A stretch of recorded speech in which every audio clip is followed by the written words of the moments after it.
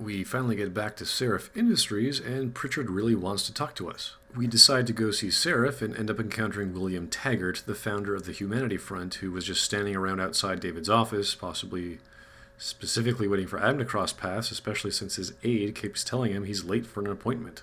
Taggart implies that Adam is hiding behind his words, and rightly so. Adam is quite passionate about finding out the circumstances of 6 months ago. This is a good realization for the viewer, and it puts Adam in an uncomfortable position. The problem is this dialogue goes absolutely nowhere, as Adam doesn't deal with or become challenged by the observation, so it's completely pointless. You might want to keep that in mind. Now, if you'll be so kind as to excuse me. Yeah, whoop-de-doo. Luckily, Adam can ask him why he's even here in the first place, which is purely political. This gives further scope and importance to Sarif and sophistication to the already large influence transhumanism has impacted humanity.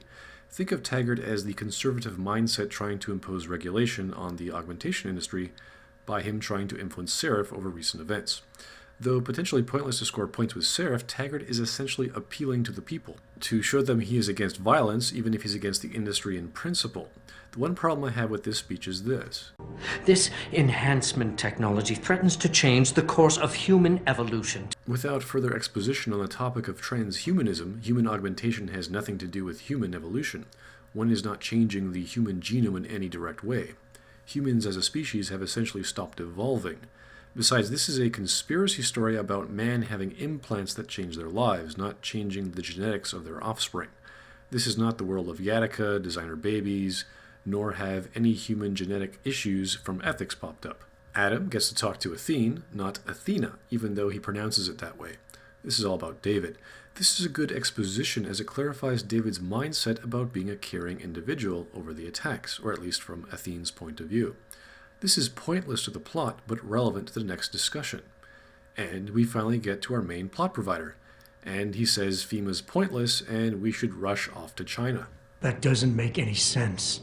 Exactly, because Barrett could have just been rambling about FEMA not being a big deal and potentially lying about that address in China.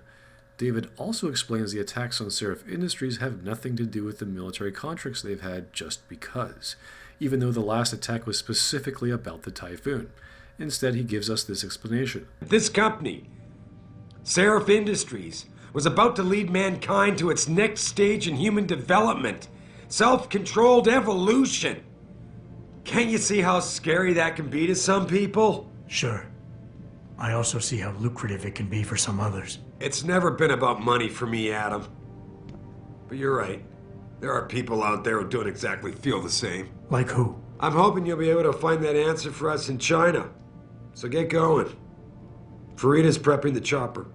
Now, aside from wanting to know what self-controlled evolution is, if this is sounding like a big load of crap and misdirection, well, you're not alone. David's one weird guy to chalk corporate espionage from augmented murderers up to general hysteria, especially when they can compromise security several times. Something's very fishy, and luckily the plot attempts to explore this, which is essential, so we leave David with lots of questions and go talk to Pritchard. We finally get some exposition on the repeating signal we just stopped. Turns out there's a backdoor that was set up about a year ago at the same time Adam started working here, and it was set up by David. So we go back to David to ask him what's up with that. And David again is trying to weasel himself out of it. He does, however, sound like he's being the true businessman, and his expectations are sound in his desire to create an environment of professional, loyal people, while being as faithful to his shareholders as any good corporation should be. We find out that David was streaming lots of data through that back door, and it was all about Adam. David was doing a background check on him or something. Now, that's actually a very good reveal. This can become a rather tense conversation, and it all comes back to our protagonist, so we can potentially get a promise of backstory on Adam. This is good stuff.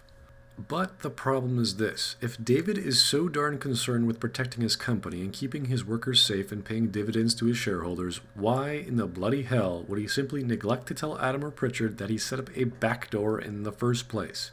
It doesn't make any sense why, in an age of telecommunications and supercomputers, heck, with neural hubs, why wouldn't he want to plug the hole he himself made? If anyone found out, he could just lie about it as to why he set it up right after he streamed the data about Adam's background. So why keep such an obvious hole in network security open all this time? Even his explanation is just bad. Frank's paranoid, Adam. You know that. Can a busy man forget things once in a while? Now, David could be really embarrassed about realizing he was the cause of all this and is misdirecting again, or he really doesn't want to tell Adam what he found out about him, but neither of these explanations explain why David didn't plug the hole himself. One, he either wanted people to hack into his system and thus isn't a serious corporate businessman who wants to be at the cutting edge of augmentations, thus directing the flow of network attacks in a certain way. This is like a gambit and something an evil genius might set up. Two, he was completely forgetful he set up this massive, glaring security backdoor which resulted in the deaths of his top people, losses of capital, and then some, and simply didn't care. Three, this is all some other plot he's not sharing with us and is just playing aloof. Or four, this is all just nonsensical filler material for the next plot point and thus crap. I'm really hoping it's number three. Do you see how careful a writer has to be when a plot raises questions, in this case David's motives, that are not clearly addressed and exposed properly? If it does turn out to be number three, this is actually a very good method of storytelling, allowing the mystery of David's motivations to be preserved to the questions it raises. We just don't have the entire picture yet. Being a game, it also empowers the player through the social gameplay menu system, making us feel we've uncovered the various layers of subplots of David through Adam's tale of revenge and discovery by scoring additional backstory on our protagonist. The plot would have multiple layers or subplots to it, and not just be a simple coupon handed to us from our plot provider. However, if it's number one or two, we get a mischaracterization of David. The believability of the tone, the seriousness of the transhumanism theme in the story goes straight out the door and into the garbage, as David is either insanely evil or some kind of forgetful idiot. But regardless of how the plot develops or is revealed to us later, this is another excellent tense scene, only second to Wayne Haas. And it's just the dialogue system. And that is one magically reappearing baseball. So, let's skip the Adam dossier background subplot for the time being and get on with the real plot. Malik flies us over to China, which is like, a 15 hour flight? Malik doesn't seem too concerned, so whatever. And we have a little chat. And once again, Deus Ex, Human Revolution, intelligently tries to wipe its own ass, only this time it falls flat on it. In case Barrett only gave up the address, knowing I'd walk into another trap. If Barrett really wanted to put Adam into a trap, he'd have directed him to the other side of the freaking planet, or anywhere else for a wild goose chase. I'm sorry, Mary, there is really no rationale some dialogue can fix here. You guys lose on this account. So we sneak our way up to the penthouse, and there's a computer there. And wait a second. David said we're hoping to find people who don't agree with human augmentation in China. But what are we even doing here? The mission log says hunting the hacker. Wait, what? Who the hell said anything about a hacker? All we're doing is following the lead that Barrett stupidly gave us. We have absolutely no idea what it's about. Is the menu screen trying to tell me it's actually about our hacker? Well, isn't that a coincidence? So we hack this computer and we get a chat log about some guy named Windmill and some master from the Hive, an email from a friend suggesting Windmill, the supposed hacker, get out because some dragon lady is pissed off, and a newsletter from the Hive, which apparently is a bar of some kind. Get word to Pritchard, Malik. The hacker who's been attacking us goes by the handle Windmill. Real name's Ari Van Bruggen. Bell Tower's been brought in to arrest him. Wait. How the hell does Adam know that this hacker guy named Windmill was attacking Sarif? Where's the connection? Because Barrett told us to come here? What? And how does he know his real name is Ari? Sure, the names Ari and Van Bruggen were in the chat log, but how does he know Ari is their first name?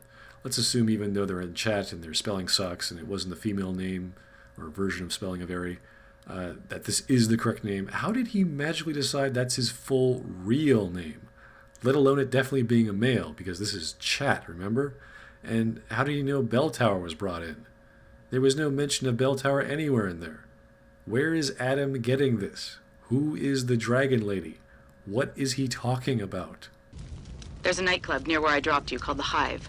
It's notorious in black market circles. If this Dutchman is running, his first stop will be there. Wait. How the hell does Malik know he's the Dutchman or a Dutchman? Sure, Barrett said something about the Dutchman back in Highland Park, so was she listening to that or did we tell her during the flight? And if so, how is she drawing this connection? But what about the Dutchman? No loose ends, Barrett. Did that make any sense to you? Or does Malik just know that Van Bruggen is a Dutch name because of her implant? Couldn't Van Bruggen be a Belgian, Austrian, or how about a German name? And windmills aren't specific to the Dutch, and wind power is used the world over, so what is going on? So, all signs point to the Hive because, hey, it could be Saturday, and we all know that Adam can't resist free sparkling Chardonnay, so off we go to generic plot point location B. Huzzah! The only explanation for their divine knowledge and freaky magical coincidence is Adam and Malik were also hitting the bubbly during their in-flight meal. For 15 hours.